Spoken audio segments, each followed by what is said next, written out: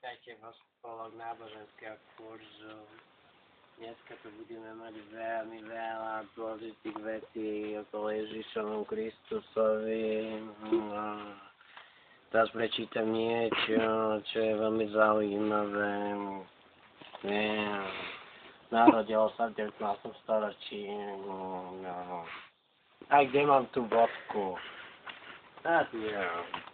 Takže musíme si dávať pozor, aby sme neboli zlí na seba.